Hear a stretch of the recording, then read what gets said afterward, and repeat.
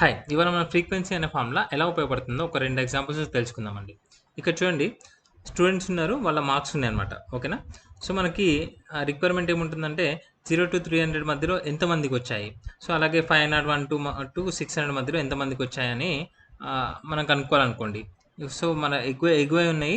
అంటే లాస్ట్‌లో ఉన్నవి ఇక్కడ యేసుకుంటాం. 300, 400, 500, 600 ఇలా యేసుకొని దీని పక్కనే ఎన్ని ఫ్రీక్వెన్సీ ఉంటే అన్ని ఫ్రీక్వెన్సీ సెల్స్ సెలెక్ట్ చేసుకొని పక్క సెల్స్ సెలెక్ట్ చేసుకొని ఫ్రీక్వెన్సీ అనే ఫార్ములా వేయాలండి. ఫ్రీక్వెన్సీ ఓపెన్ బ్రాకెట్ ఏవైతే మార్క్స్ ఉన్నాయో అవన్నీ సెలెక్ట్ చేసుకోండి. మార్క్స్ అన్ని సెలెక్ట్ చేసుకోండి. కామా ఏవైతే ఎగువ ఇంటర్వెల్స్ ఉన్నాయో అవి సెలెక్ట్ చేసుకోండి. సెలెక్ట్ చేసుకొని క్లోజ్ చేసి కంట్రోల్ షిఫ్ట్ ఎంటర్ కొట్టండి. ఓకేనా?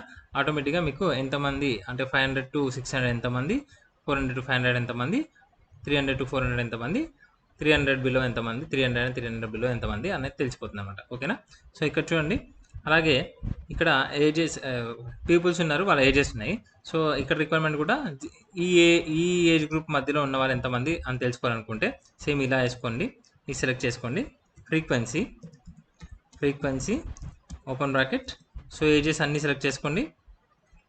కామా ఈ ఇంటర్వెల్ సెలెక్ట్ చేసుకోండి. ఓకేనా? ఎగువ ఇంటర్వెల్స్ సెలెక్ట్ చేసుకోండి. సెలెక్ట్ చేసుకొని క్లోజ్ చేసి కంట్రోల్ షిఫ్ట్ ఎంటర్ కొట్టండి. సో ఈజీగా మనకు ఒక క్లిక్లో మనకి ఎంతమంది ఉన్నారనే ఫ్రీక్వెన్సీ అయితే తెలిసిపోతుంది అనమాట. థ్యాంక్